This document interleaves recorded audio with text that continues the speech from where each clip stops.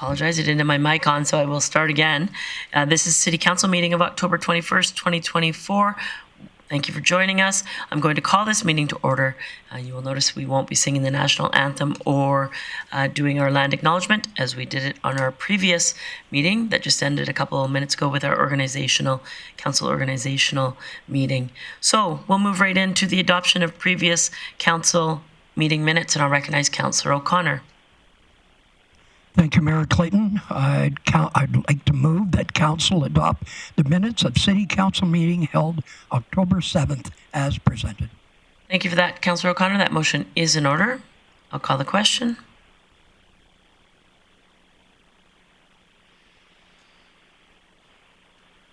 And that carries unanimously. If you are watching online, you may not be able to see, but Councillor Bosch is joining us virtually today. I will now move on to item 2.2, the City-County Joint Council meeting held October 15th. I recognize Councillor Bressie. Thank you, Mayor Clayton. I move the Council adopt the minutes of the City-County Joint Council meeting held October 15th as presented. That motion is in order. Seeing none in the queue with discussion or debate, I'll call the question.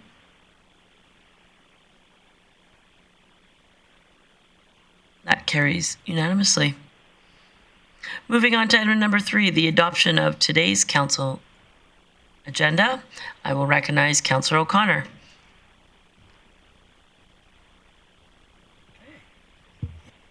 Thank you, Mayor Clayton. I'd like to move Council adopt the agenda as presented.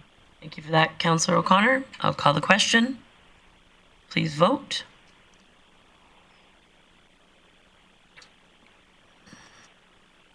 Bressie in favor. And that carries unanimously. Moving on to the delegation portion of our meeting. If you are looking to be a delegation and speak to City Council, we just ask that you fill out a small form ahead of time. It's online, it's relatively simple, just to let us know that you're coming. There are 2 options when we're having a afternoon portion like we are today. There's one delegation who let us know that they wanted to come forward in the afternoon session, so I'll ask Ms. Stegmeier to come forward. Your mic is on. Give you a couple of minutes to get set up. Once you're situated, if you want to introduce yourself for those who might be watching online, and take 5 minutes to address council.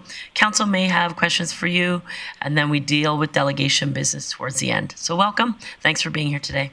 Hello. Okay, there we are. Okay. Hello. Thank you.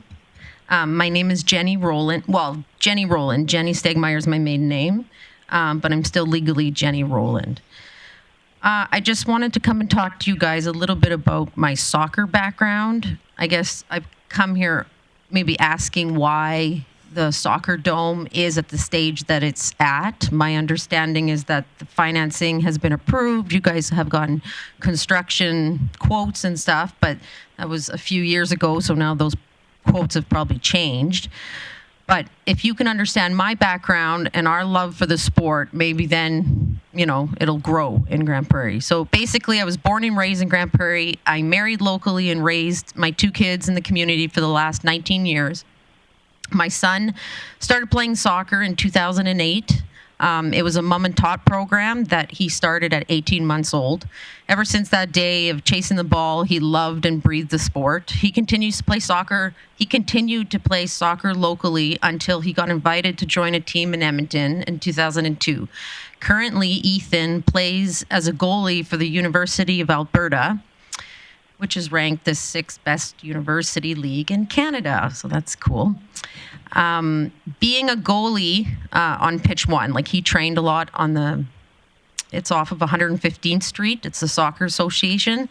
And the pitch is basically like cement and then a rolled out rug that gives you really nasty burns. So him being a goalie there, he sustained a lot of rug burns, to say the least. So my other child, Isabel, she's 14, and she also plays soccer. She's played for 2.5 years, loves the sport, but hates the practices because they actually have to practice at school gyms because there's not enough pitch time. So trying to play soccer in a school gym, I don't know if any of you have played soccer, is very painful, and it's just not the right size. You start running, and then you got to basically stop. So you can't pass. You can't practice passing, which is essentially the foundation of the game. And my name, Jenny. I've recently joined a recreational women's soccer team. So, yeah, there's actually like a dip in the league or the soccer association pitch 1. I didn't know about it. Everybody else knew about it, but you can't run in this one section because you will just like nosedive. It's like a little dip. So there's been a lot of people that have gotten hurt there too. Aside from that, my other question would be, there's facilities in town that are owned and to my understanding, that are owned and operated by the city. And of that would be an example of the Eastlink Center, Dave Bar, the Bonnet Center, and the city pays for the maintenance of those facilities. Now, also they said that they pay for that because there's other facilities within the building, but Dave Bar is just strictly hockey. So that I guess I would ask clarification on. But anyways, and then there's other buildings which are owned by the city, like the curling club, the soccer associations, but they're operated by the nonprofit. So we have to do all the maintenance, pay all the utilities. When I say we, I mean the soccer association has to pay all of that. And that's a big cost. So also, well, fun fact, soccer, aka football around the world, is the most popular sport worldwide, but Grande Prairie seems to limit us in that growth aspect. So we had to refuse over 300 kids to play soccer this year because we have no pitch time. Young kids are practicing, like 9-year-olds, are practicing till 9 p.m. during the week. And then you got to wind down after soccer. Like it's really elevating. Some kids do ice baths. Like it's a whole process. And the outdoor soccer, the Rotary Fields, the water bill, which I just found out about and I think is ridiculous, is about $10,000 to $12,000 just for the summer. So I'm like, can the city or somebody or Aquaterra or somebody, like, is that really what water costs? Or is that like fees on top of fees on top of fees that a nonprofit does not need to pay? And it's like, we can't grow. We can't get more players because the city won't give us more facilities to play, right? Even outdoor, horrible pitches, by the way, horrible holes everywhere. So that's basically it. I just wanted to understand what the holdup is for the dome. To my understanding, the soccer association's being asked to provide a 3-year strategic plan as to why they need it. I'm like, are you kidding me? Like, we need it, in my opinion. All right. Well, thank you for your presentation. Now is an opportunity for council to ask you questions. I will just ask the first question. To clarify, you're just here as a soccer fan and a soccer parent. You're not representing Grande Prairie Minor Soccer or a league per se.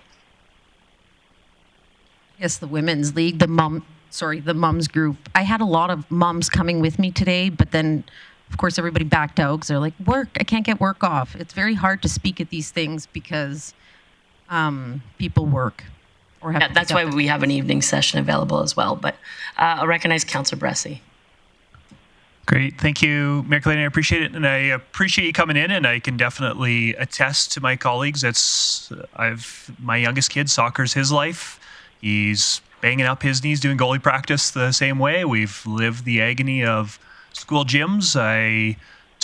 When I was coaching the World Cup team last summer, I took a pretty good spill on that dip myself and was surprised to find it. And so definitely do attest the strain there that we're seeing. And I know that I've appreciated with my colleagues talking about getting more field space and figuring it out. At the same time, I know that some of the challenges I've seen is on the land there is with the idea of doing a big dome, there's understandably people in the neighborhood very much have big concerns about a big dome right across the street from their house, which has led to council exploring other sites. But it's not just, hey, you flatten out the ground and you put a dome up. You have to figure out where the toilet's going to go, and are you going to be able to move the water in and the waste out of the building? And that definitely takes time, as well as it's a real dog's breakfast of who owns what land there. And so it is something that I wish it was something that we could just get going quickly,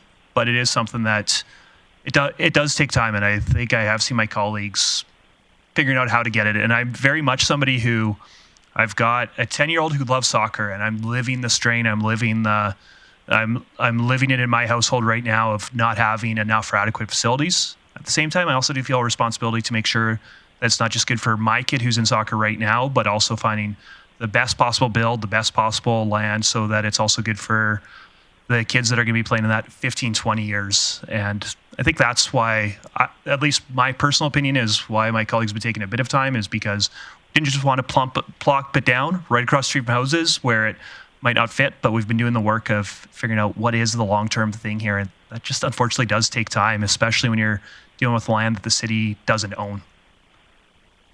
So opportunity for questions for the delegation in regards to your question of why the dome is taking the time it is taken. As Councillor Bressie mentioned, we're exploring multiple locations, which means having conversations and negotiations with other landowners. We don't own the land where the locations are being considered. With that comes getting quotes and exploration on the infrastructure that's required, the servicing of that land. And so that takes time. And with that, we were waiting for estimates. Council will be making a decision, I would say it'd be fair to say by the end of the year in regards to where that dome is going located. The $10 million, I think, is a substantial amount of money. So fair consideration of the best location is council doing their due diligence. But happy to recognize other colleagues in the queue. Councillor Thiessen. Thank you very much, Mayor Clayton. Yeah, there's a lot of factors in this. There's also the demolition of the old high school as well, and the cleanup of the leisure center, and we had to wait for all that before we could move forward with any kind of construction on that land, waiting for that asbestos cleanup and everything else. My question for you, though, is as a parent, as a soccer player, as somebody who's gone without, as we move forward with this dome, wherever it may land, whenever it may land, how many field spaces do you feel would adequately serve the user groups for soccer? Well, if they build the right dome, like the one that I heard that they compared to, or that are in the minutes, is the Scottish Dome in Edmonton, and there's actually like 3 fields that you can split it up into. So based on that, the reason we can't use the sportsplex out in the county or anything is because they shorten the size of the field, so you can't even really get 2 playing fields out of the size that it is. So if it's the proper size and it's 3 separate ones, that would suffice. And then we would share it with other sports too, like they do the baseball training, they do, the lacrosse, or not lacrosse, different sports. Rugby and stuff. Yeah. Football. Football. Yeah. Cool. So you say, like, if we were to build the dome as advertised, that would fill the need for soccer? Absolutely. Yes, as long as it has the 3 different legal size pitches. Yeah, and then that they can split up. And then there's like room for parents to sit around it. Yeah. Basically, like the Scottish Dome in Edmonton is amazing. And then you make the bigger FIFA style field inside and around those 3 other fields. Yeah, and I think, like, just to comment on where it was built, I had no idea it was going to be built at the comp. I heard it was going to be built to the west of the soccer association now, where they practice football. And then I was saying, like, there's not really any houses there, but I guess there's houses on the other side. But people should look at it like your community, it's flourishing. You have kids, you have happiness. Like, I live across the street from St. Pat's School, and I love it. All the little cheery kids, and it's not a bad thing to have by your house. Yeah, but I agree. Some people might say, no, I love that too. It's the traffic I don't like. Yeah. And so it takes some with another, but awesome. Yeah. Thank you so much. Yeah, I think that's exactly it. Councillor Thiessen said traffic, but also we heard from significant property owners who don't want it adjacent to them. And I'm with you. I understand that, having access to recreation is something that's a asset to a community and to a neighborhood. Not everyone sees it that way. So recognizing Councillor O'Connor. Yes, thank you very much, Jenny, for coming in. I'm a huge soccer fan. I watch every game during the World Cup. So our concern is the cost and the engineering of where it's located. So we've explored 2 different locations. We're looking at 2 other ones because the cost on the engineering is astronomical. It just doesn't make financial sense. So we have to be very prudent to make sure we build it right and be able to. And I think the design that the Swan City Soccer Club agreed to was a 4-pitch. It can divide it into 4 fields. Yes, but it's a FIFA side for the whole field. field. So anyway, at least you can get more than one group. So I'm hoping that you'll be patient with us. I've met with the incoming president of the Soccer Association, and they just want a soccer field, and I agree with you. So I hope you're able to be patient with us. Thank you. Just a couple of things of clarification. The soccer pitch itself, the facility, the dome, the covered sports recreation space will be a city asset. Council has decided will decide the location, the final size. The Soccer Association originally showed their preference, but it's a council decision as we're using taxpayer dollars as to the size of it.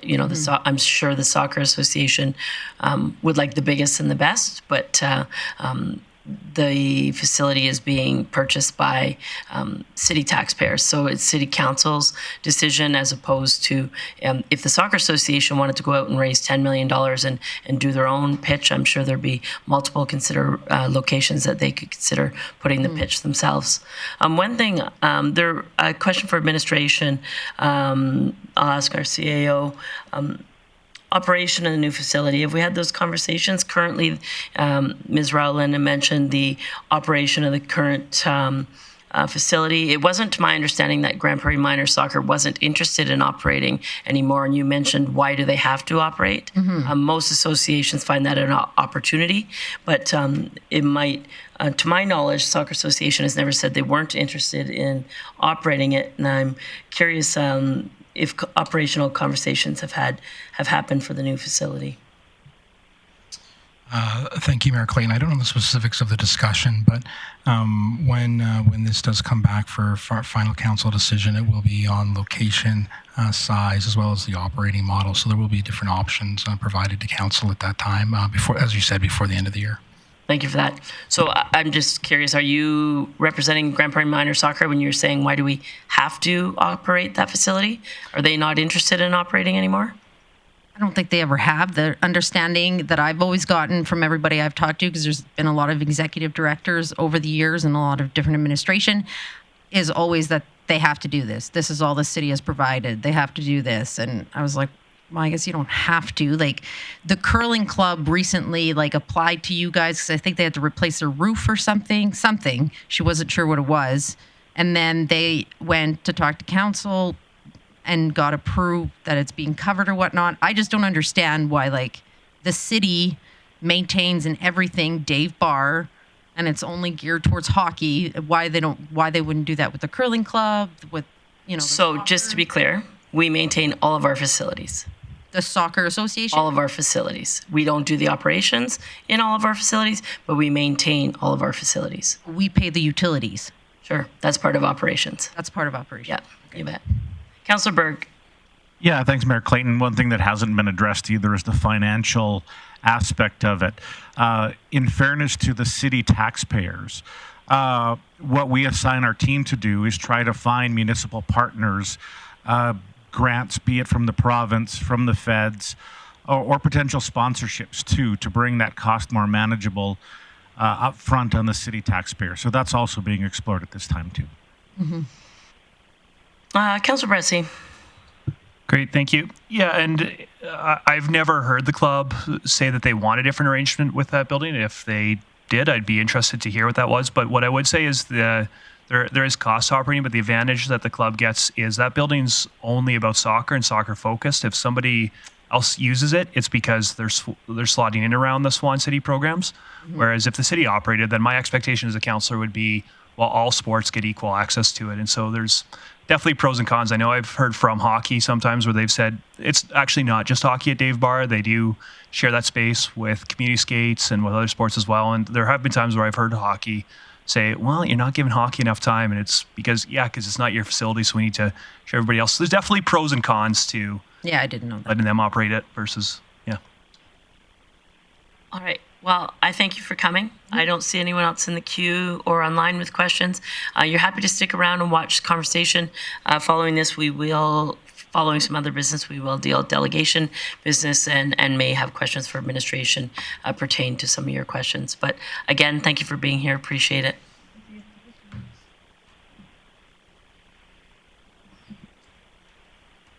All right, that is our only delegation for the afternoon session. And moving on to reports, upcoming meetings. There's one item of business.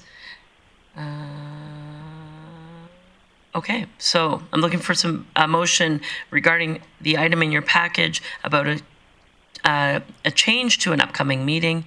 I'll recognize Councillor O'Connor. Thank you, Mayor Clayton. I'd like to move that council approve standing committee meetings to take place on October 29th at 9 a.m. and a city council meeting to take place on November 4th at 3 p.m. Thank you for that. And just so if people are wondering why that motion is in the package, because as previously we didn't adopt our calendar yet for council meetings. It will be adopted on November 4th. We needed to have a motion for those two meetings. So thank you for that, Councillor O'Connor. Seeing no one in the queue, I'll call the question on that motion. And that carries unanimously. Moving on to committee business. First item of business is the council committee of the whole meeting that happened October 9th, recognizing Councillor Bressie. Great, thank you, Mayor Clayton. I move the council adopt the minutes of the council committee of the whole meeting held October 9th as presented. Thank you for that. That item is in your package. Seeing no one in the queue with questions or concerns, I'll call the question. Please vote.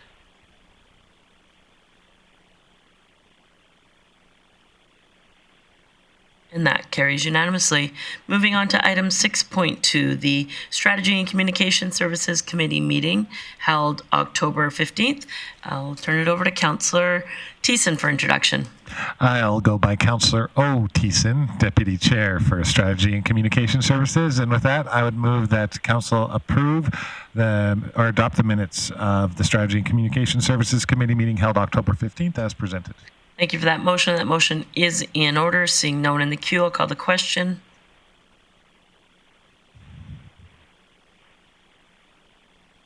And that carries unanimously. Any highlights from your meeting, Councillor Thiessen? Yes, there's a few highlights from that. We had a delegation come in, Miss Sarah Card from the Bear Creek Folk Music Festival Society, giving us an update on the festival and their growth plans. Also from the city clerk, for all our interested members throughout the community, our boards and committees recruitment continues, and we are focusing on marketing and promotion to the public over the next month. We hope that we'll fill all the vacancies for those positions, and we encourage you to get involved with the city. This is one easy way to have your voice heard in whatever area you choose to apply for. In corporate marketing, Weyerhaeuser has renewed their sponsorship of the Design Works Center North Arena, which is great news for that facility. And administration has put together a special advertising bundle that includes digital signage, bus advertising, and arena advertising. And these bundles are proven to be quite popular throughout the community and are selling fast. And with that, I have no further updates. We did have a few correspondence from Alberta Transportation and Economic Corridors and Alberta Municipal Affairs, but that was the business we conducted that day. Thank you, Chair Clayton.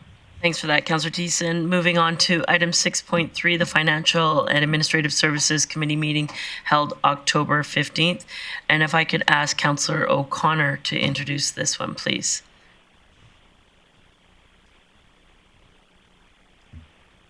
Yes, thank you, Mayor Clayton. I'd like to move that Council adopt the minutes of the Financial and Administrative Services Committee meeting held October 15th as presented. Thank you for that, Councillor O'Connor. That motion is in order, so I'll call the question. Please vote.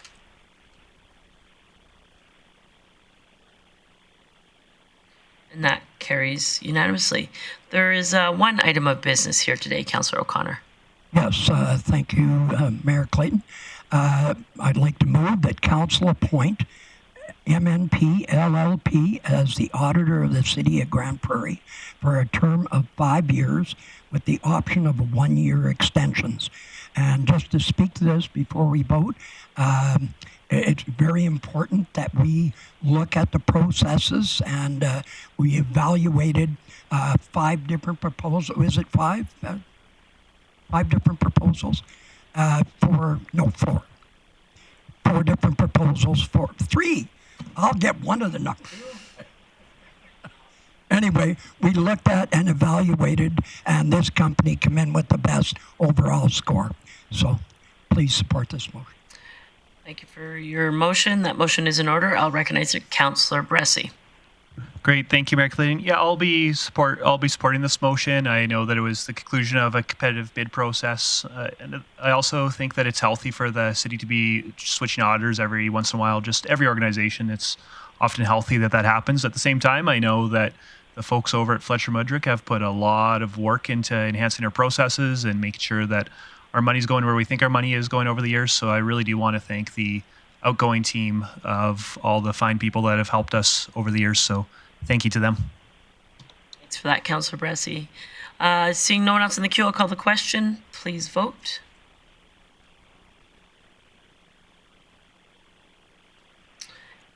And that carries unanimously. Councillor O'Connor, any highlights from that meeting? Yes, just give me a second to bring it up. No worries.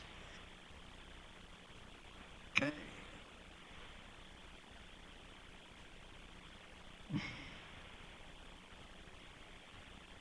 In reports, service area update, assessment and taxation administration is finalizing the tax sale list, which will come to committee on November 12th. Finance administration is preparing the September month end and Q3 reporting. Budget deliberations will take place November 13th to 15th. And in procurement, current bids on the market include artistic ice carving, Grande Prairie, Grand North Winter Festival, boiler services, moving and assembly services, solar expansion project, integrated emergency communications review, and annual flower supply. So the rest is in the report. Thank you very much.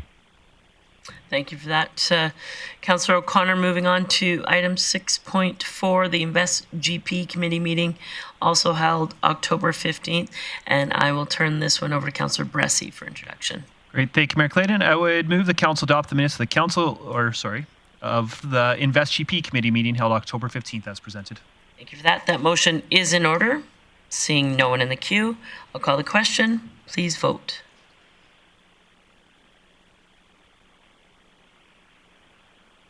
And that carries unanimously. Any highlights from your meeting, Councillor Bressie? Yeah, it was a pretty short and sweet meeting, but one thing that did get highlighted was the recent mixer that Invest GP organized for council to have with early childhood educators and healthcare workers. And I just want, as somebody who's in the room with much of you, I just want to highlight to the community that was a really good event for council to hear directly from people who are making our youngest residents feel welcome and have what they need in this community and helping them network together. So thank you to all our staff at Invest GP who made not just that meeting happen, but is doing a lot of other work in the space, especially of early child care education, to make sure that this is a great place to grow up and a great place to raise little ones. Perfect. Thanks for that, Councillor Bressie. Moving on to the Operational Services Committee meeting held October 15th. I'll turn this one over to Councillor Thiessen for introduction. Thank you very much, Mayor Clayton. I would move that council adopt the minutes of the Operational Services Committee meeting held October 15th as presented. Thank you for that. That motion is in order. Seeing no one in the queue, I'll call the question.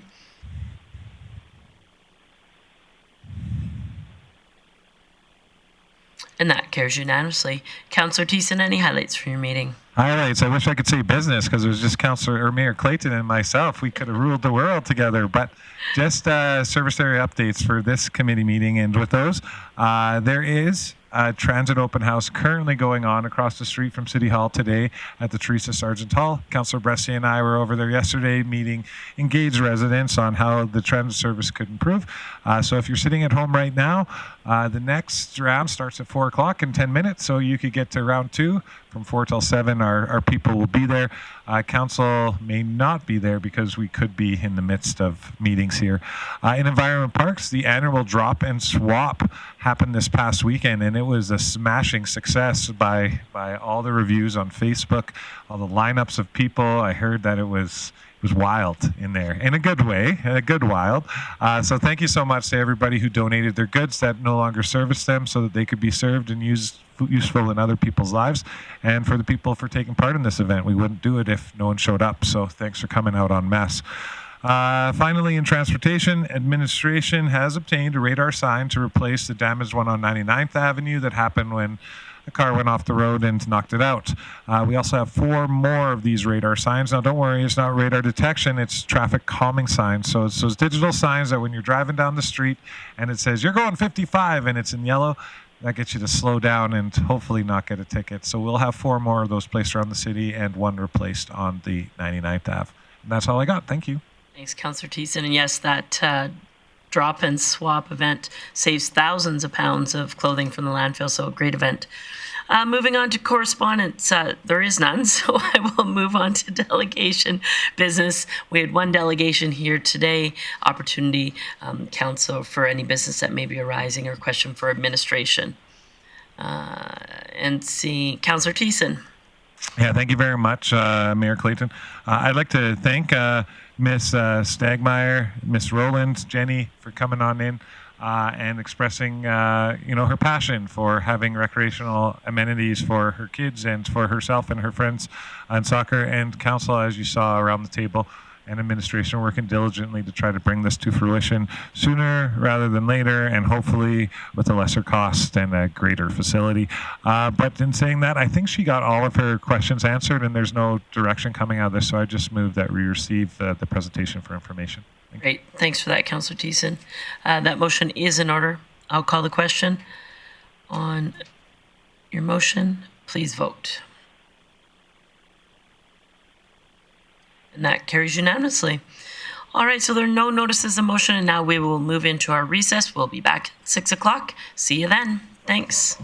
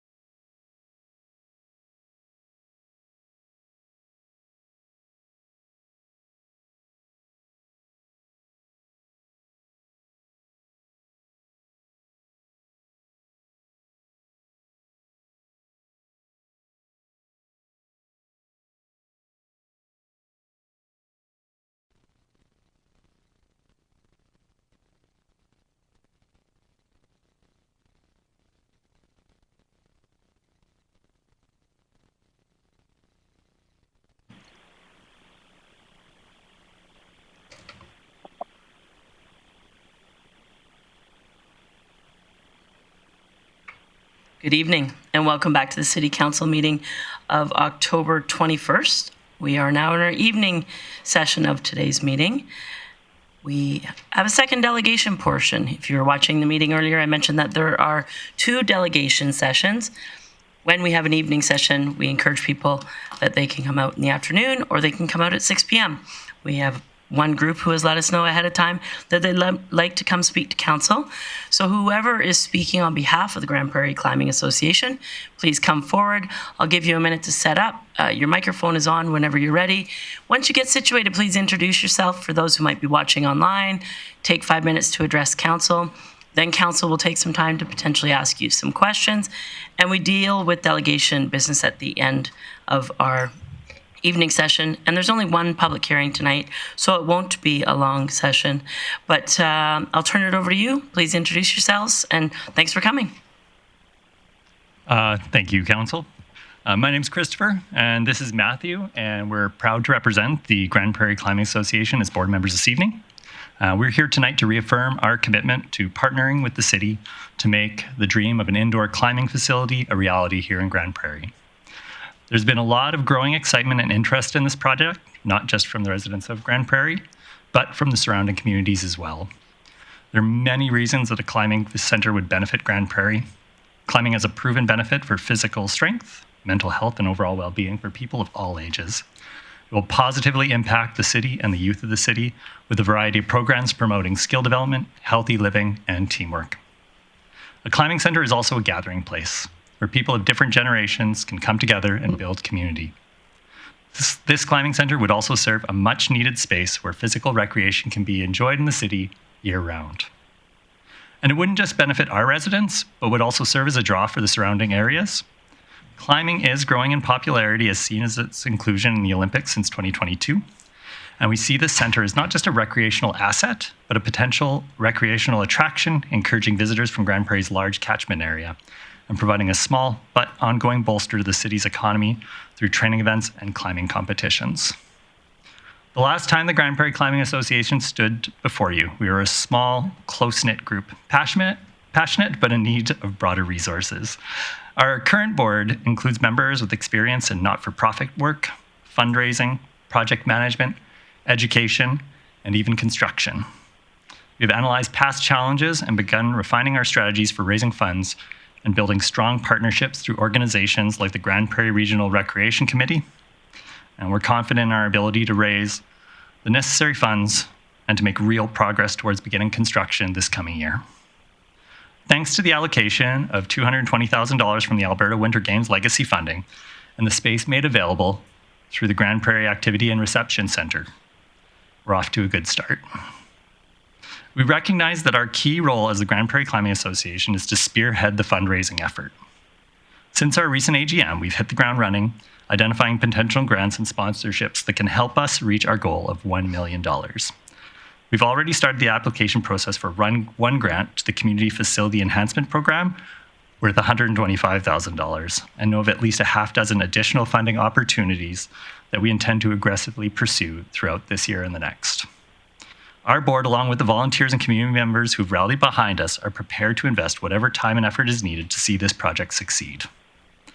Since the climbing wall at the Polytechnic was shut down over 5 years ago, we have identified a clear gap in the community that we intend to fill.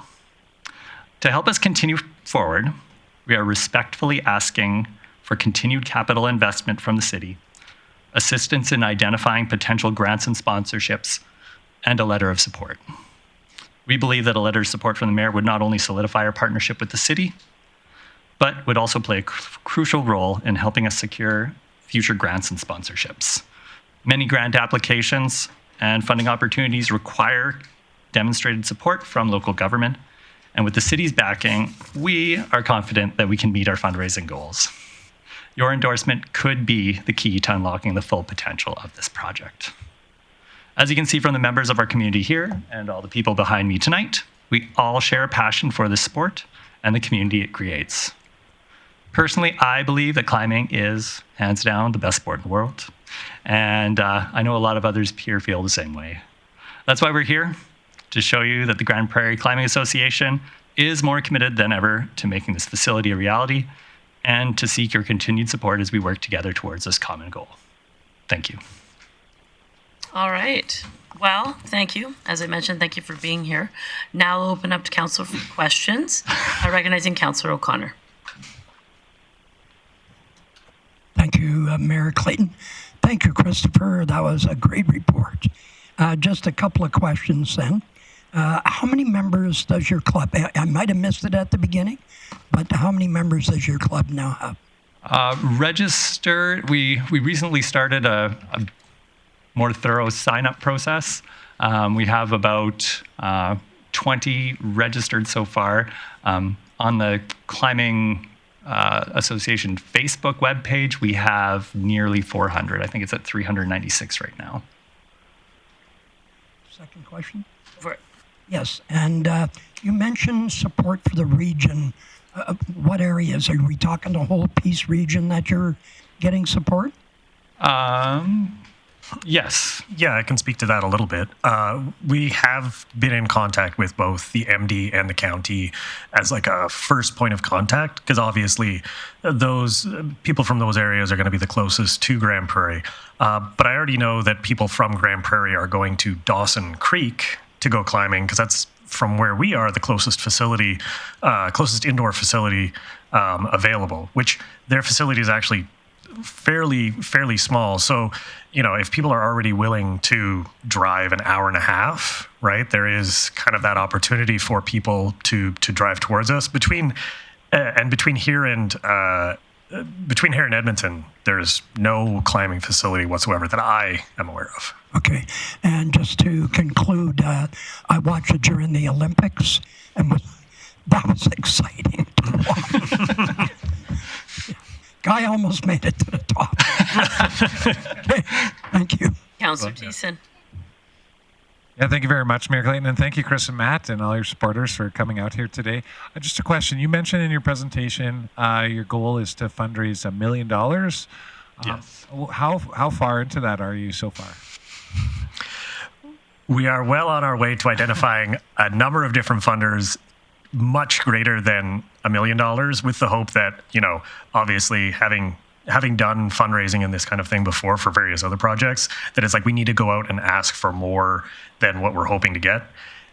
Again, with that even being said, is that our plan is to sort of not just to have it so that it's, if we don't make that $1 million, nothing happens, but to have sort of a scalable plan, with the idea that, you know, we can still get something substantial built. It's that $1 million kind of number is kind of a goal to get something a little bit bigger, a little bit better, that can actually serve a bit bigger of a community, you know, and actually be able to be used for example, if I teach classes of 25 students, and I used to, when the college was open, take 25 students there, you kind of need a bit of space to be able to have that many people using a facility all at one time. So a little bit bigger, a little bit nicer, cost savings, not having to come back and do things afterwards as well. So, if I may, Mayor Clayton? Absolutely. You mentioned, Mark, scalable. So as part of the climbing wall,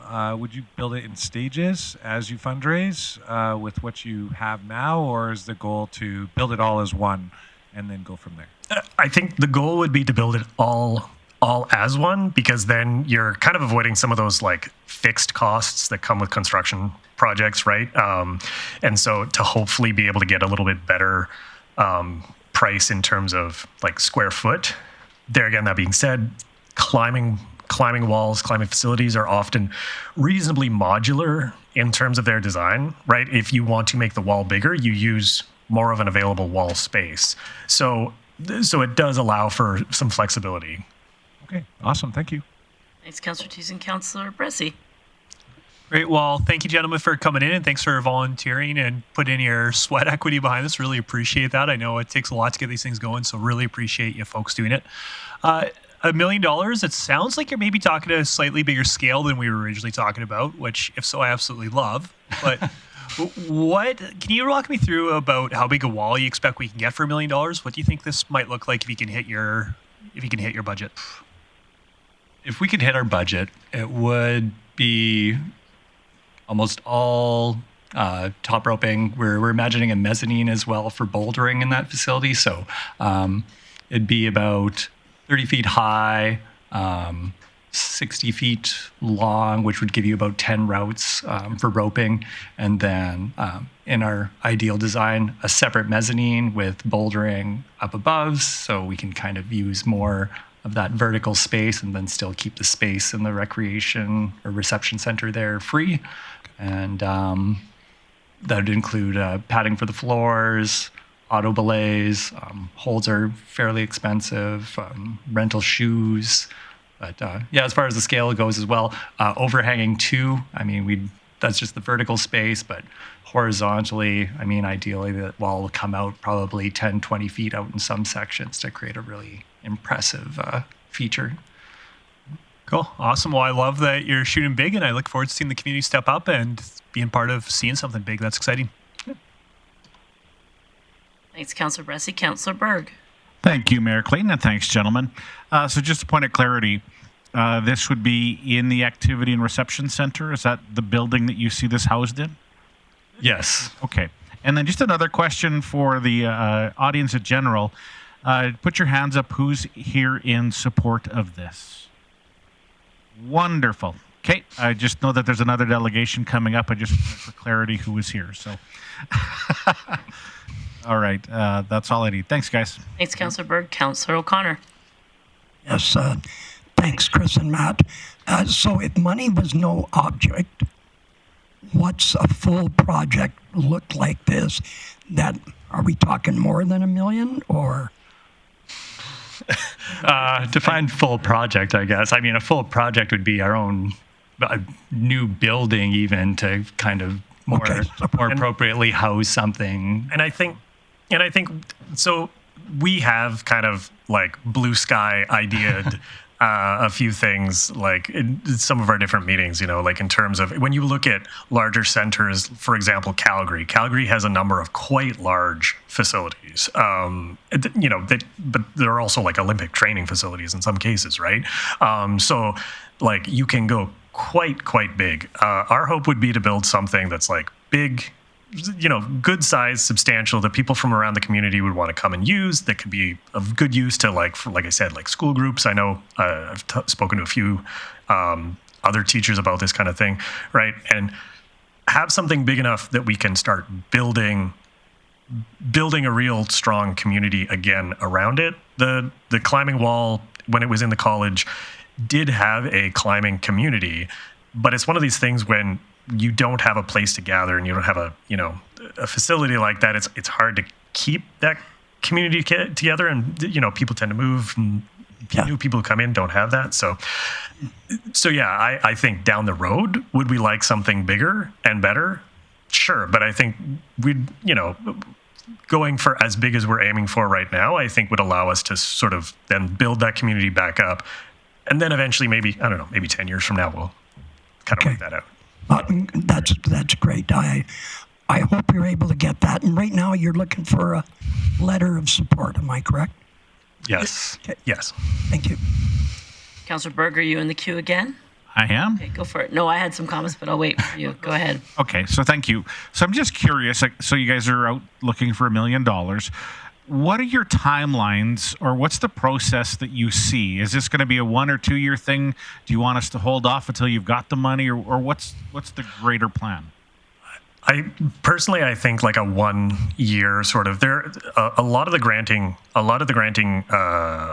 grant funds, their cycle starts opening up coming into the new year, and so the thing is that having a pool of committed money from the city then allows us to go out and ask for a lot of these matching grants. A lot of funding agencies anymore really want to see those. They don't want to be the sole funder. They only sort of want to give those matching funds, right? And so from that perspective, like not even necessarily having them like spending the money per se, but having the money sort of like set aside so that we can point to it when somebody else asks, like, well, who else is helping, right? And then building, that makes it a much easier to start building and building and building on top of that. Okay, so then essentially, again, as part of the process, you guys will come back to us in 9-10 months and say, hey, this is what we've got? I'm hoping that it would be less time than that. Most of the funders, as I said, they're opening up in the new year, and generally you're going to hear sort of by like April, May. It depends on the funding agency, of course, right? Like we've been talking to, we've started talking to a few people at Rotary. We've talked to, as I said, the different municipalities, the Weyerhaeuser. We have to be honest, we have like a big ongoing list of places to go and try and write grants for. But yeah, like we'd like to get in as many things as we possibly can within this next funding cycle, so that hopefully by next summer we're in a really strong position to, if not have all the money, at least have like a lot of it committed, so that we can start thinking about things like getting fully detailed plans and starting to get like more accurate quotes than maybe what we have right now, because previous quotes that we've had, like you need to try and factor in inflation and stuff, and so even from 6 months ago, inflation has changed things a little bit. So Okay, thanks, Matthew. I just had one question, and then I think that's everybody in the queue tonight. Then I'll give council an opportunity to ask administration some questions. So you received the Alberta Winter Games legacy money, and now you're hoping to submit other applications for grants, etc. Can you do anything with the legacy money to start and then build in phases, or are you hoping to wait till you have $1 million before you start? I think there are some things that we could do with the money prior to start, in the sense of like getting sort of like some things ready, like that don't necessarily need like the main contractor in place, but it would be hard.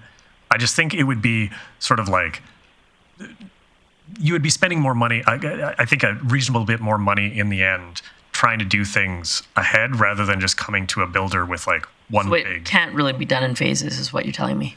Not with that amount of money. I think if we were starting with, say, $500,000 right now to start it, it's like, sure, but I think less than that, you're not going to get much of a wall in place. And if you don't have much of a wall in place, Right. It's like a little bit harder.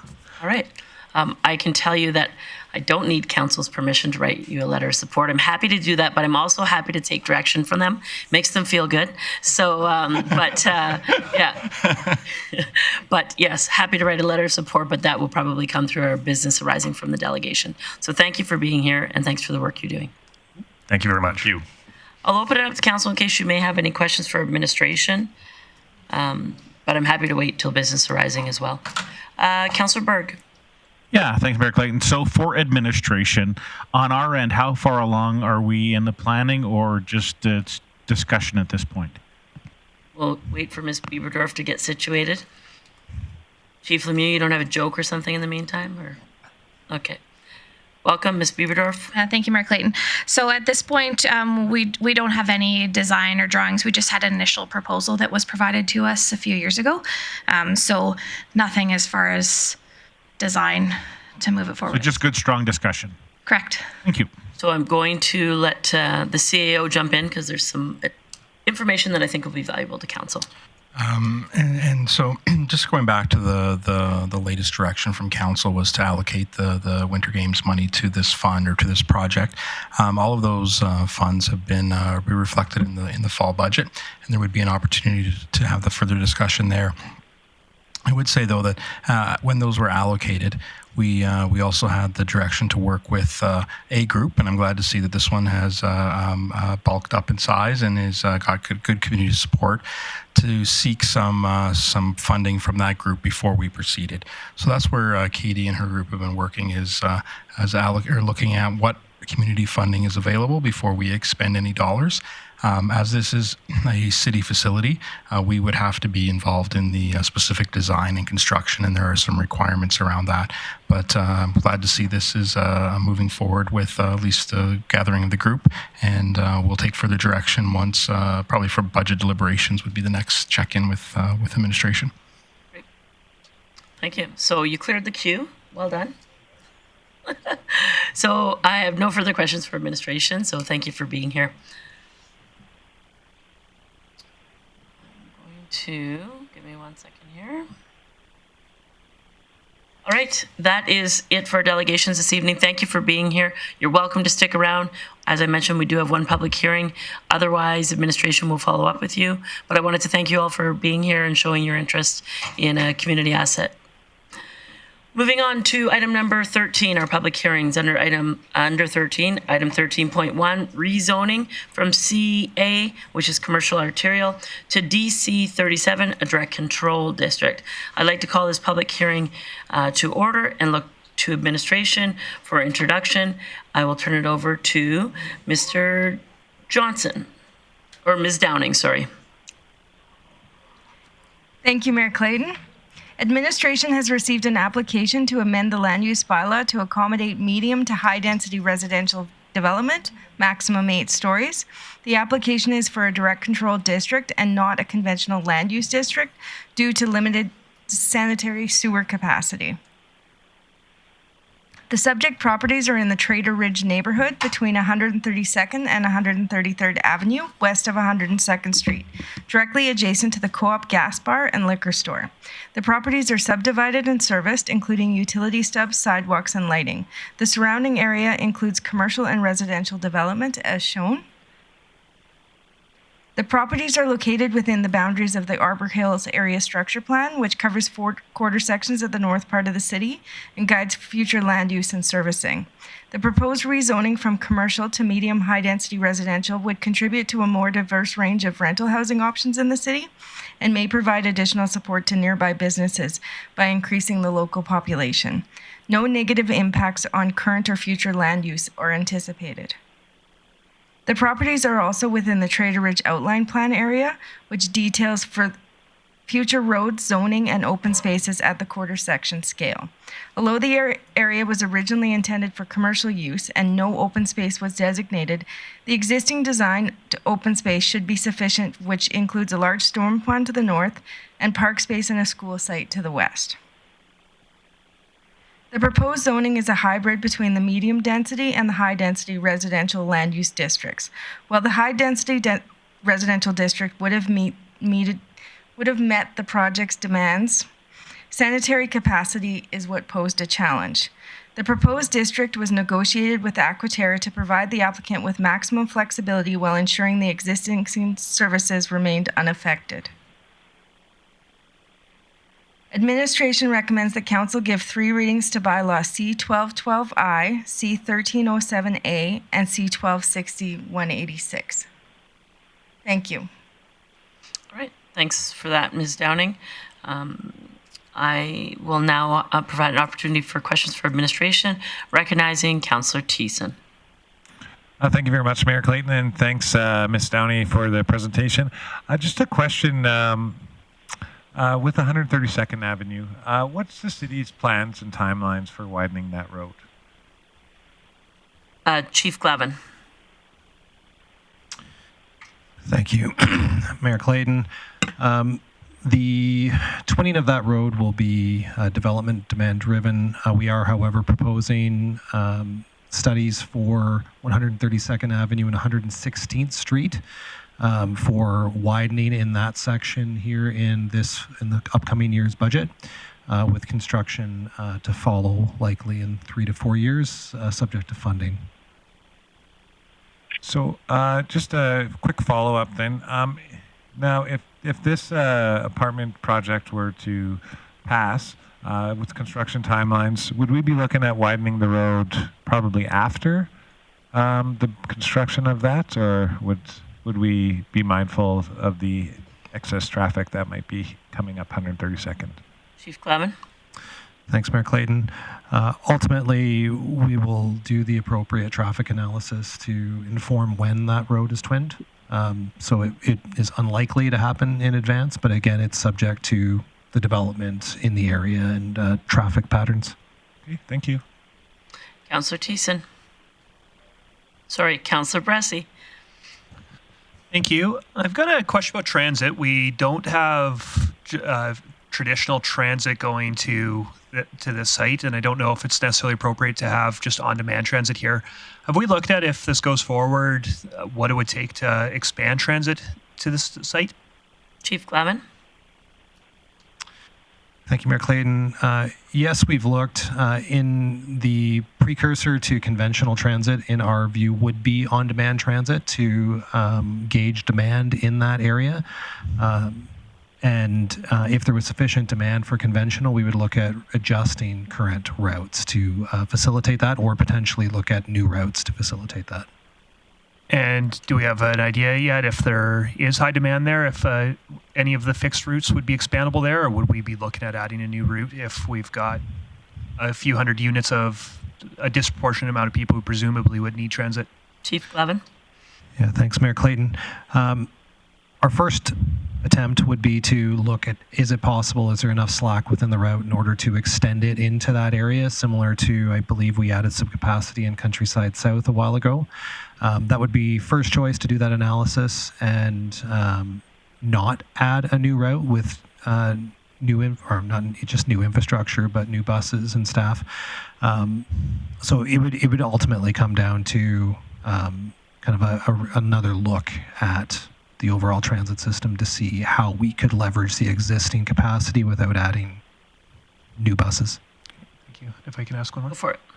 And related to my brain, but very different question. And maybe I just missed it in the report, but if this project does go forward, when do we picture these apartments coming online? When's the soonest we could imagine them being online? Ms. Downing? Thank you, through the mayor. The applicant is present and they will be presenting next, so perhaps it's a Happy to better save that. question for the applicant. Thank you. Questions for administration, recognizing Councillor Bosch. Thank you, Mayor. I just have a quick question in regards to shadowing. I do see that there is, according to this map, there isn't a bunch of houses on the southeast corner, which is in directional to this new property. Is there any issues with shadowing if somebody builds a house at the end of the ones that are open right now, the lots that are open?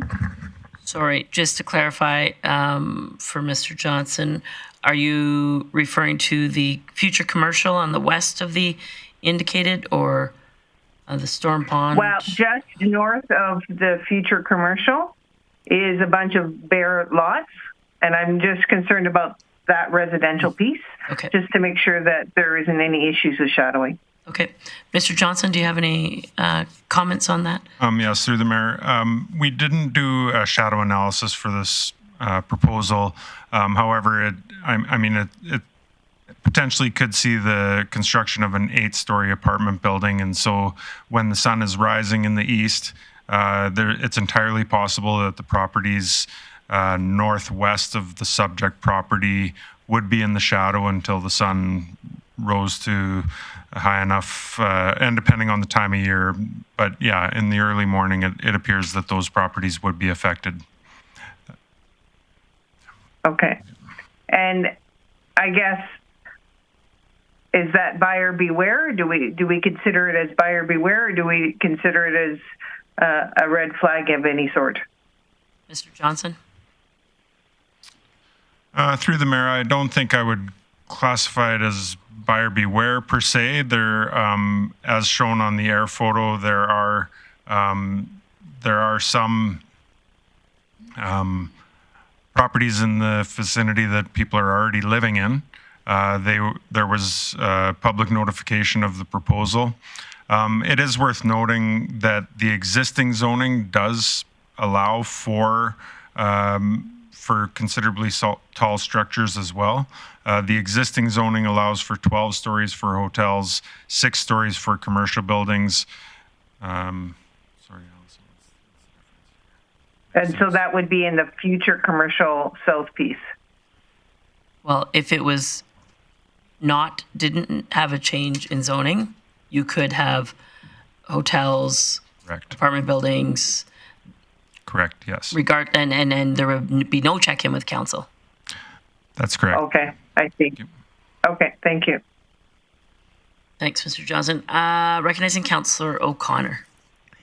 Thank you, Mayor Clayton. For administration, getting back to the widening of the future widening? You're saying it's 4 years away, possibly, for the widening of the road. Will you require the developer to allow for a widening? Chief Glavin, before you answer that, maybe with Councillor O'Connor's question, can you tell me when the last time we did a traffic impact study on that road is? Thanks, Mayor Clayton. No, I couldn't tell you. I'd have to get that information as far as that. But ultimately, we wouldn't be looking to widen the road until it was warranted, similar to any other road that would be adjacent development in the city. What we are seeing constraints at the intersection of 132nd Avenue and 116th Street currently. So we're looking to do some of the studies that would be a precursor to the construction of that road. That's the only thing we currently have in plan. And again, depending on traffic patterns and growth in the area, that'll drive the decision on twinning that area. And that's at the intersection on the west of the golf course, correct? Correct. Okay. Thank you. All right. I don't see anyone else in the queue. I'll save my question for. Oh, you weren't in the queue, were you? Okay. Councillor Thiessen, go for it. Yeah, thanks, Mayor Clayton. Just a question. It's more a curiosity. But back when we had requests from St. Joe's School and some of the parents there for us to put in a temporary light at the JP2 intersection, didn't we do a traffic impact analysis then to see if the lights were justified for the temporary cost? Chief Glavin. Thanks, Mayor Clayton. I don't have a recollection of a traffic impact analysis. I'm sure we did traffic counts in that area, but I don't believe we did an analysis of that. Okay, yeah, thank you. Councillor Bressie. Great, thank you. Speaking of 132nd Ave widening, obviously we haven't done the studies yet. We don't know the cost, so you won't know the full answer to this yet. But are we thinking the cost for that will be covered by off-site levies, or will they be tax funded? Chief Glavin. Thanks, Mayor Clayton. It'll likely be a combination. Thank you. I do have a question. I mean, it can happen now, but I'm curious on the drawings if administration's had an opportunity to see the breakdown of number of 2 bedrooms, 1 bedrooms, minimum square footage per unit. And I can leave that for the proponent if you prefer. Ms. Downing. Thank you. Through the mayor, we have seen some drawings unofficially, but they haven't been submitted to the city. Okay. That information was used with the negotiations with Aquaterra in order to determine the sanitary capacity. Okay, thank you. All right, so seeing no one else in the queue, I'm going to open this the presentation and submission portion of our public hearing, and I will ask if there's anyone here to speak in support of this rezoning to come forward. I'll give you a moment to get set up. Your microphone's on. You know the process, but please just introduce yourself for those who might be watching, and then council may have some questions for you. Sounds good. My name is Randy Glenn. I'm with Helix Engineering, representing the applicant proponent. And I don't really have anything to present. Okay, so I'll open up to council yeah. for questions, recognizing Councillor Berg first. Yeah, thanks, Mayor Clayton, and thanks, Randy. It looks like it's 2 separate parcels separated by a road. Are you looking at building 2 towers there, or is part of it parking? Just for clarity. Well, I believe the intent is to start with one site and see how it goes and develop the whole thing. But the road will stay. Obviously, it'll be two different sites. Okay, and then with that. And again, I haven't seen the drawings. Is it for an 8-story or just up to 8 stories? So I believe the drawings are being prepared as we speak. But I believe the intention is for 8 stories, but the main floor is parking. So it's open air parking between the ground and the first floor of units. So seven floors of living space. Okay, and then one more, if I may. Go for it. How many units are you looking to put in those 7 stories of residences? So on a per building basis, I couldn't tell you, but the maximum allowable units are as part of the bylaw because we have some constraints in terms of servicing. So, and I believe they'll be looking to maximize that. Which is 108. Okay. Good. Thank you. All right. Councillor Bressie. Great. Thank you, Mayor Clayton. What do you think the earliest is that we'd see these buildings completed if this got approved? Oh, that's a very good question. I think they're actively getting the design work done. So that would lead me to believe that maybe a spring start. And I don't know if these buildings would be a 12 or an 18-month build, but sometime late 2025 would be the earliest, and 2026 sometime would be more likely. Yep, thank you. Mr. Glenn, so with not having drawings here, do you know of the breakdown of the number of units and the minimum square footage? I do not. Okay, thank you. Seeing no further questions, thanks for being here tonight. Appreciate that. I'm going to ask a second time if there's anyone here to speak in support of this rezoning. I'll look online and see no one in the chambers, and I'll ask a third time if there's anyone here to speak in rezoning from commercial arterial to DC 37 direct control district. Seeing no one, I'll ask if there's anyone here to speak in opposition. If you're here to speak in opposition of rezoning from commercial arterial to direct control, I ask you to come forward now. I see no one online, so I'll ask a second time if there's anyone here to speak in opposition.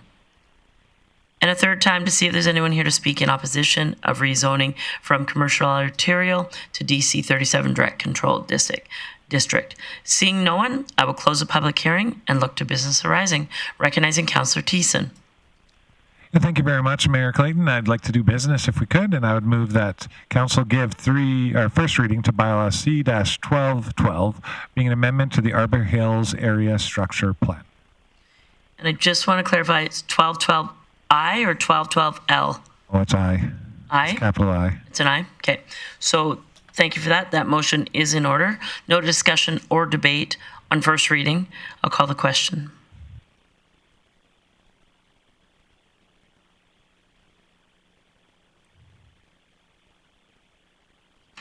Bressie in favor? And that carries unanimously. Councillor Thiessen. Thank you, Mayor Clayton. I would move that Council give second reading to bylaw C-1212I, being an amendment to the Arbor Hills Area Structure Plan. Thank you for that. That motion is in order. Opportunity for discussion and debate. Questions for administration. Recognizing Councillor Bressie. Great. Thank you, Mayor Clayton. I'm excited to see this project potentially moving forward. I think it would be a great thing to have in that part of the city. It's near a couple schools. It's a part of the city that I'd love to see growth in. I know I've hated seeing this fully serviced land sitting empty, and so it's exciting. I do have some concerns about city services to it, mostly 132nd and transit, and I don't think that's a reason to vote no on this. I think it is a reason to, if this passes, to be having some conversations about are the things we need to do to accelerate some city plans. And so I'll be voting yes to all these bylaws today. I hope they pass, and then I look forward to having some business arising after we hopefully pass them all. Great. Councillor Berg.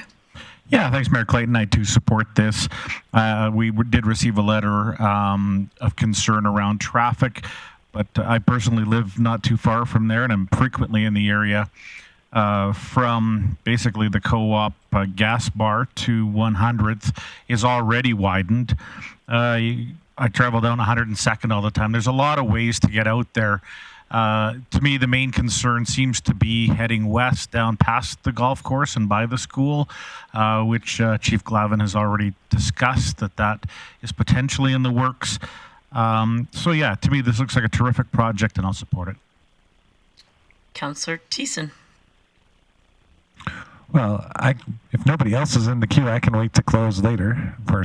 Okay, well, all right. I'm glad to hear that there's support for this project. What we're doing here with this project that's being proposed to the city is we're increasing our density, which is something that we've been trying to do over the years. We haven't had any multifamily builds in a while.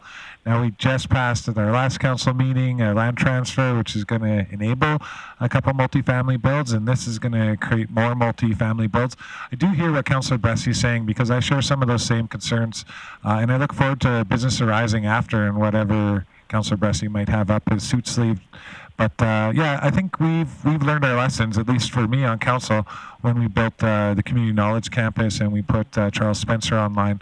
We didn't have 68th twinned at that time. In fact, we didn't even have the roads inside the CKC twinned at the time. So what essentially we did is we built a bottleneck. So I'm looking for a holistic planning out of this, which is why I'm excited to see what Councillor Bressie is going to pull out. Because if we're going to add this type of density, we're going to expect higher traffic flows, especially with the schools surrounding that area, more commercial business building around that. So yeah, I'm glad to hear that there's support for this and glad to hear that these proponents came forward to offer this project to the city. Thank you. Thanks for your close, Councillor Thiessen. I'll call the question on second reading.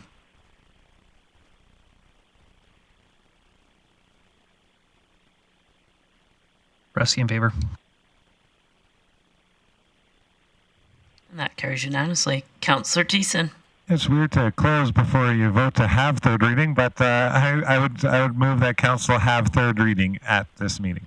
Perfect. That motion is in order. In order for us to have third reading here tonight, this must pass unanimously. Seeing no one online or no one in the queue, I'll call the question.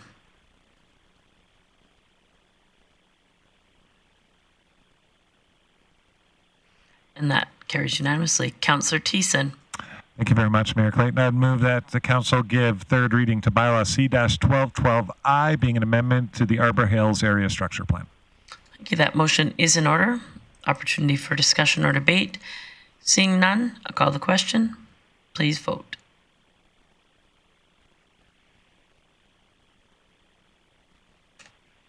And that too carries unanimously. Would you like to continue with the business, Councillor Thiessen?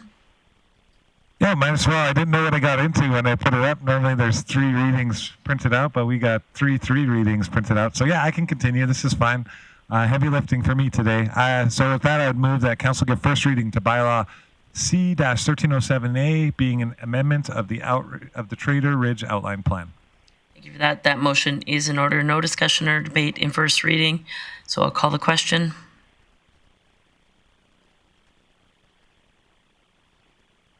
And that carries unanimously. Councillor Thiessen. Thanks, Mayor Clayton. I would move that council give second reading to bylaw C-1307A, being an amendment to the Trader Ridge Outline Plan. So for those who are watching online, as we already amended, did a rezoning. Now we've triggered an amendment to the outline plan. So we're in that portion right now. If there's questions for administration or discussion or debate on second reading, seeing no one, call the question. Please vote.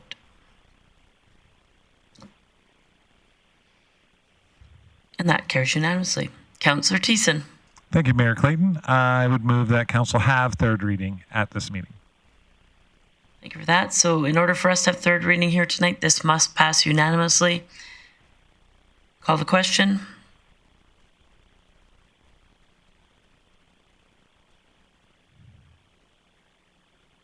And that carries unanimously. Councillor Thiessen.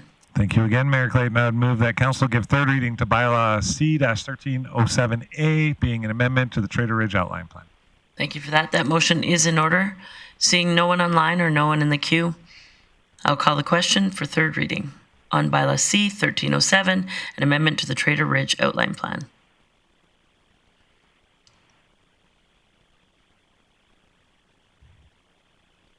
And that carries unanimously. Councillor Thiessen. Thanks, Mayor Clayton.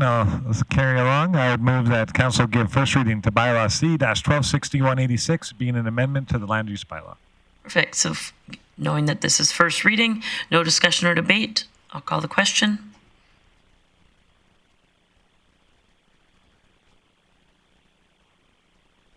And that carries unanimously. Councillor Thiessen. Thank you, Mayor Clayton. I move that council give second reading to bylaw C-126186, being an amendment to the land use bylaw. So as we did a zoning change and a outline plan change, we are now doing land use change. This is second reading of bylaw C-1260-186. Opportunity for discussion or debate. Seeing no one online or no one in the queue, I'll call the question.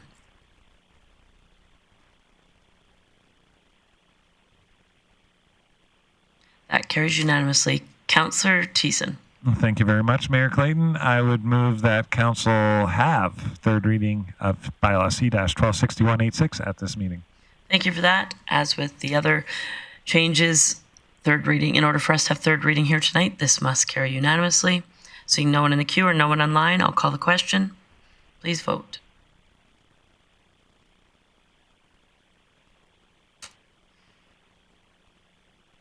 And that carries unanimously. Councillor Thiessen. Awesome. Well, I would move that council give third reading to bylaw C-1260-186, being an amendment to the land use bylaw. Perfect. Thank you for that. That motion is in order. Opportunity for discussion or debate. Third reading on bylaw C-1260-186, being an amendment to the land use bylaw. Seeing no one online or no one in the queue, I'll call the question.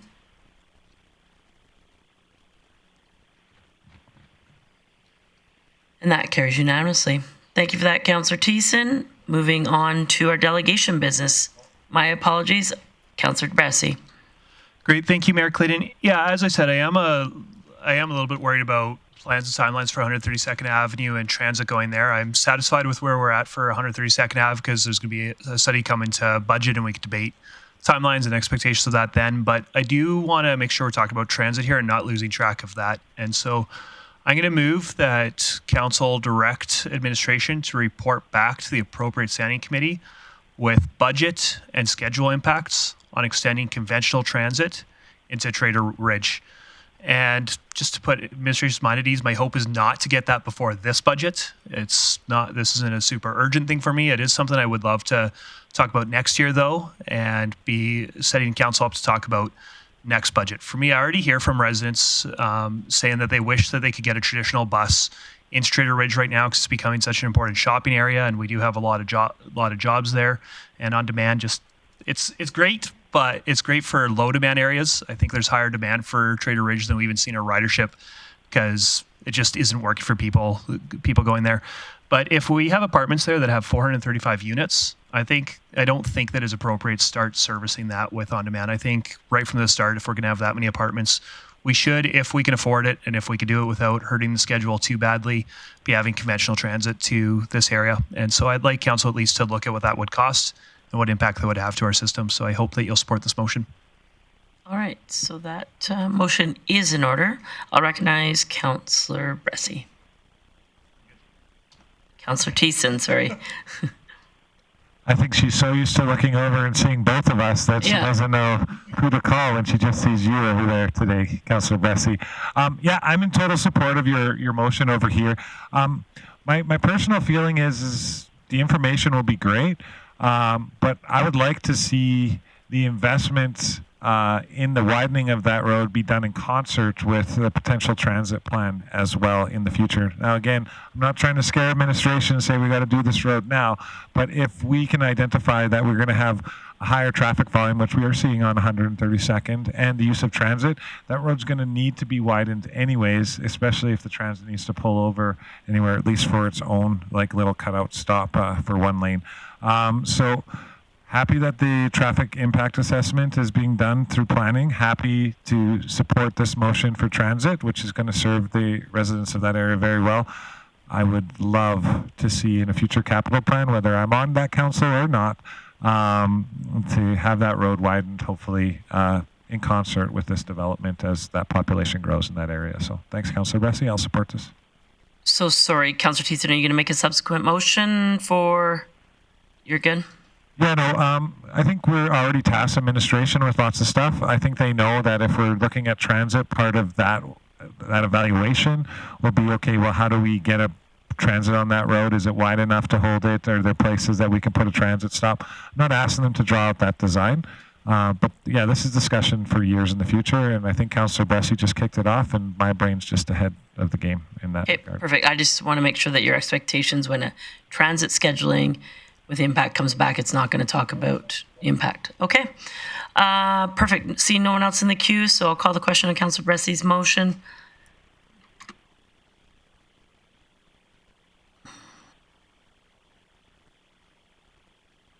And that carries unanimously. Any other business arising? Seeing none, I'll move on to delegation business. Tonight we had one delegation, the Grande Prairie Climbing Association, who made a presentation, who had a couple of requests, or an update and a request, so I'll recognize Councillor Bressy.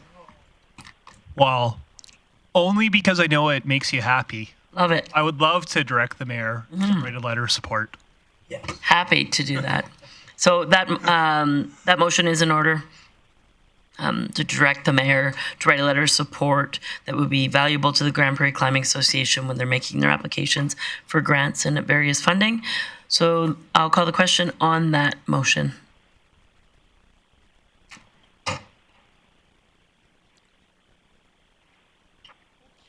And that carries unanimously. Yes, absolutely. Thanks so much for that. Moving on to item number 15, council member reports, and I'll start with Councillor Bressie. Thank you, Mayor Clayton. It's been a fun last couple weeks. I got to attend a few meetings with the Police Commission. First, I got to attend the Policy Governance Subcommittee meeting where we had some good conversations about just enhancing policies for the service of the commission. And then I got to attend an actual commission meeting where we got to welcome. I guess actually it was technically the policing committee meeting where we got to welcome Superintendent Peter King, who's coming back to the detachment after a while away to take over command over the next couple of years as we do this transition. So excited to have Mr. King back with us. And then the real highlight of commission work, though, was this morning at 8 a.m. I got to be in this room to welcome experienced officers 14, 15, and 16 to the service. And again, every time I come to these experienced officers swearing in, I'm seeing a real diversity of experience. I'm seeing a diversity of places that they're coming from. And I'm seeing a diversity of interests in what they're excited to build in the service. So I'm appreciating every one of these experienced officers swearing in and getting to see the real quality people that we have coming to us. So I think that we're well on the way to recruiting an awesome service to help build, and I'm looking forward to welcoming our recruits in a few months. The other thing that really kept me busy was we spent a lot of time with our county colleagues this last week. We got to have a joint public hearing on the intermunicipal development plan. We got to have an intermunicipal collaboration committee, and then we got to have a cost-sharing negotiating meeting. And again, I just want to thank my colleagues on both the city and the county side of things there really is our tables where people right now are very interested in what's the best data to support the best decisions for the entire region. And so just really thankful for our county colleagues as well as my city colleagues for the real productive conversations I feel that we're having together. Thanks for that, Councillor Bressie. I'll go to Councillor Bosch next.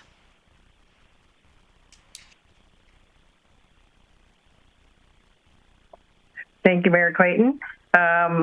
I have attended the Invest GP mixer hosted for the children's health and education avenues of expertise, and really nice to connect with all these professionals again and see where they're at. I believe all of council was there. It was a great lunch, and just to keep a connection, whether it's building or in housing and development or industry, or in this case it's great. These mixers are a fabulous avenue for that. I attended the storm board meeting, and last week they were number 6 in Canada, and this week they're rated as number 4 in Canada. So the storm is doing fantastic. They have a new campaign out for businesses who want to support them, called the Friends of the Storm. And so contact the executive director, Nicole, to connect, see if you can be a part of that. I attended the Sport Connection board meeting, and a note to everyone that they're having a pub night fundraiser at the Den, November 2nd. So if you want to support Sport Connection and all the good things that they do, that would be a fabulous event to go to. And of course, support the girls. Tens of thousands of dollars raised for cancer support kits, hospital robes, 2 comforting waiting rooms, one for mammograms, one for biopsies, and then the additional donations to Masqua Health Center and to the Ken Sargent Compassion House. So they said 5 years. They did some online stuff during COVID, but a wonderful, wonderful event. There's probably somewhere around 450 women at this fundraiser, and to see all the impact that these women have on each other is an amazing contribution to this community. So I congratulate all the organizers and volunteers and Victoria Zadok on that event. So that's it for me. Thanks, Councillor Bosch. Councillor Thiessen. Thanks, Mayor Clayton. Yeah, no, it's been a great couple of weeks. I do have to say it's been a pleasure. It's been a pleasure. I'm sending this out to our community members on the Community Advisory Board on Housing and Homelessness. We had a meeting last week to discuss what was going on in the housing community as it is, and I warned administration and the people around the table that that could be my last meeting because nobody knows what happens when we do the organizational change. But that was 6 years of me sitting in that role and 10 years of me being either the lead role or the alternate. And I see I'm still the alternate. So I know that the CAB is going to be greatly served by a very passionate Councillor O'Connor. Will help lead the way. And I knew that, that the mayor was going to put somebody there that was equally caring or more so. So yeah, it's been a pleasure working with CAB and the people, the community members around, and I'll still be around if needed and called upon. Outside of all those, I did have the InvestGP mixer with the Children's Health and Education. I would just like to send out a big thank you to all of our staff and administration, the InvestGP team, and the mayor for creating a wonderful venue for everybody to celebrate in. There's lots of really great announcements. The fact that we're piling in the daycare spaces in the city of Grande Prairie from a time where it was just a few months ago where we were saying, how do we get more daycare spaces? And to see that that's actually happening and that the community is coming together is beautiful. So thanks to all our administration and staff and to the mayor for hosting that. That was really, really awesome. Also got to attend the International Day for the Eradication of Poverty for breakfast with Councillor O'Connor, who gave the proclamation reading that day. I think this is something that every human should strive for because we all do better when we're all doing well, at least. And how do we do well? Well, we ensure that things are affordable, like food, housing, water, and all the like, so nobody has to live in poverty. Also got to attend the President's Ball. Big congratulations to all the winners there, and to the Northwest Polytechnic for putting together a great show, a black and white party that, when I talked with Dr. Sheehan, our resident Northwest Polytech, she said, do you even have black and white in your wardrobe? I said, I can find something. And I ensured that every bit of me was dressed in black and white that day. Finally, I got to attend the Alberta Seniors Community Housing North Zone AGM, which is part of the Business with Grand Spirit Foundation. I was nominated by Grand Spirit to hopefully be re-elected into the position of the North Zone rep, and I duly was, and unchallenged, similar to Councillor Bressie at AB Munis. So I'd like to say that shows that Grande Prairie's got a strong, powerful, and caring voice, and people recognize that and are willing to put our people in the places that are going to make a difference in this province. So I'm really honored to join Asha again for that on behalf of Grand Spirit Foundation, and thankful for Council for allowing me to do that work. That's all I got. Thank you. Thanks, Councillor Thiessen. Councillor Berg. Yeah, thank you, Mayor Clayton. I attended the InvestGP Mixer for Children's Health and Education. Lots of great conversations around that, and just another continuation of our InvestGP team doing some public engagement, so I appreciated that. Last week, although not officially city business, there is a certain tie to my role on Grande Prairie Regional Tourism. I attended an educational program over the course of last week, hosted through Indigenous Tourism Alberta, and it was at River Cree Resort in Enoch. And it was a lot about tourism development and economic development and different ideas and different concepts to pursue. So great week for me spending there, and hope to bring back some interesting news to Grande Prairie Regional Tourism. And then also the President's Ball, hosted by Northwestern Polytechnic. You could feel the excitement as there is new leadership at the college or the Technic. And from what I understand, they went from 250 people last year to 450 people this year.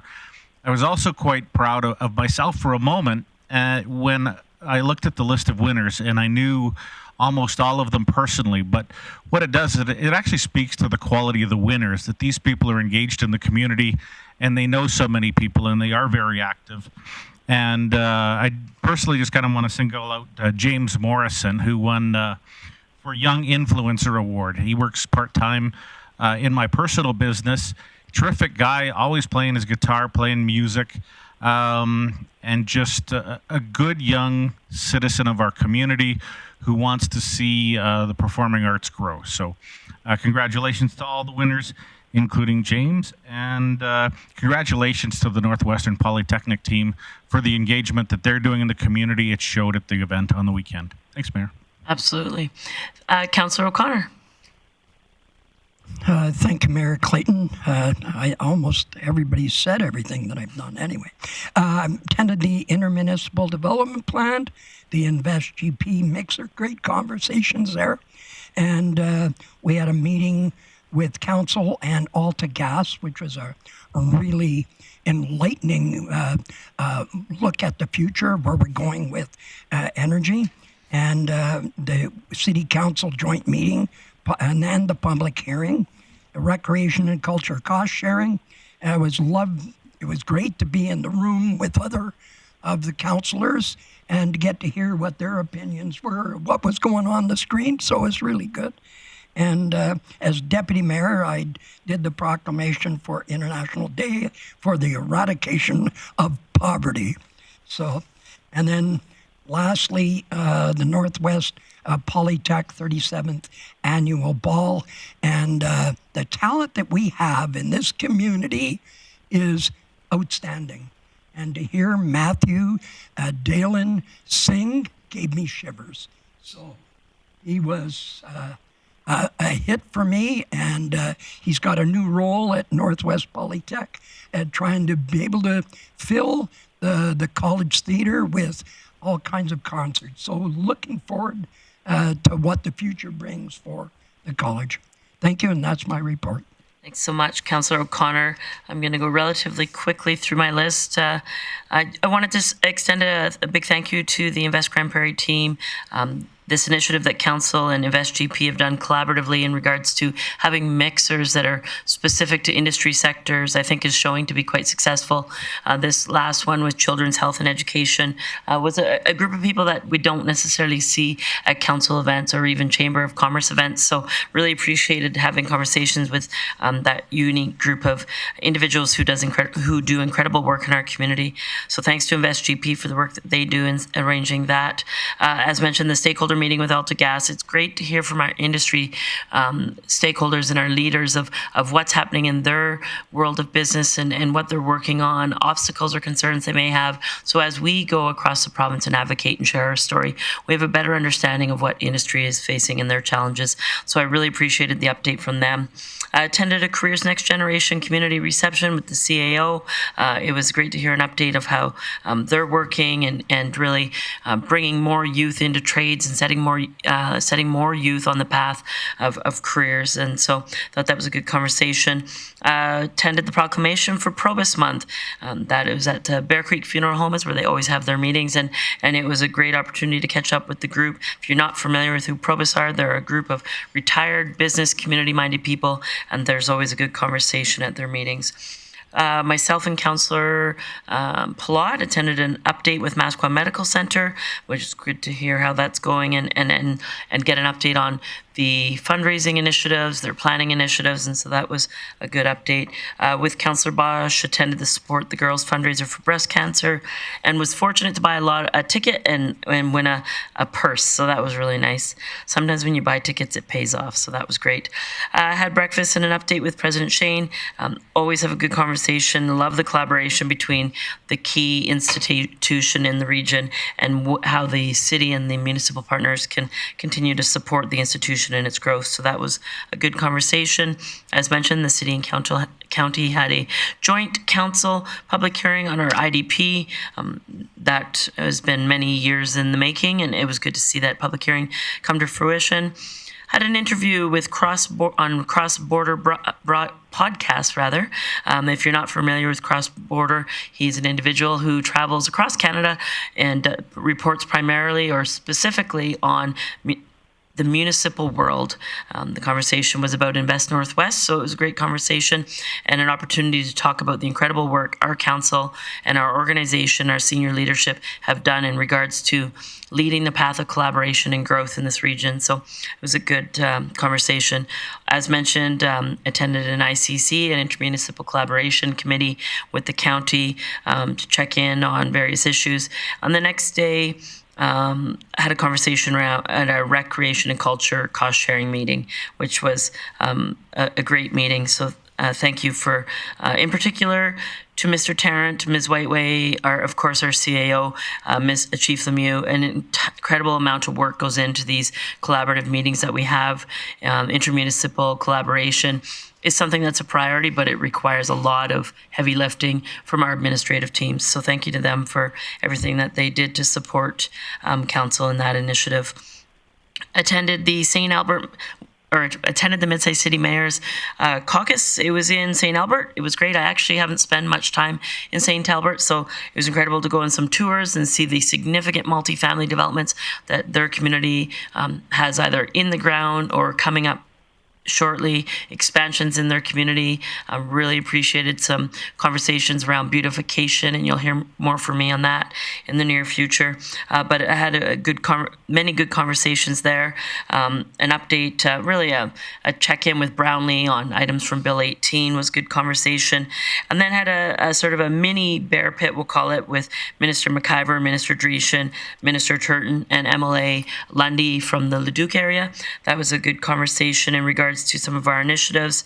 And then the Premier gave us about 45 minutes to almost an hour with the group of 22 mayors, intergovernmental representatives, and our CAOs. So very constructive 2 days of business in St. Albert. While I was there, I also had an interview with, first initially for print media, and then went on a radio show that afternoon, in regards to physician attraction, retention, and recruitment. I know we hear from residents on a regular basis about the significant shortage of general practitioners, but we truly are doing incredible work in conjunction with AHS. Knowing that we recruited 16 specialists in the last 12 months is really great work. And so I absolutely empathize with the residents of the community that aren't getting the healthcare services that they need in the timely fashion that they hope for. But there is significant work being done that's being supported by this organization and by council. So it was my pleasure to speak about that. And then last but not least, attended the Northwest Polytech President's Ball on Saturday. Kudos to the organization for really putting some life back into that event and really bringing it up to the event that it has been in previous years. I haven't heard the numbers of what they raised, but I'm sure it was a successful night for them. And then just today, this morning, I had an executive call with the Community Rail Advocacy Alliance. And this afternoon, we did a Zoom call with the opposition MPs, so the Conservative Party of Canada MPs that represent the members of CRA, updating them on the work that we're doing. And so that was a great conversation. And with that, I think that's everything. Thanks, everyone, for your time and your hard work, and we'll see you again soon. This has been sitting on my desk for a few weeks, and I apologize. I've been meaning to bring recognition to this. So this is a gift for council in recognition of your commitment to diversity and inclusion during Black History Month. So if you recall, this past February, Grande Prairie had its first Black History Month celebration, and I wanted to thank Maureen and the Grande Prairie Intercultural Association for bringing this. It wasn't necessary. We were happy to do the work, but thank you to the work that they do, and I wanted to recognize this moment. So thank you so much, everyone, and keep up the great work. And we'll see. With that, meeting adjourned. We'll see you soon.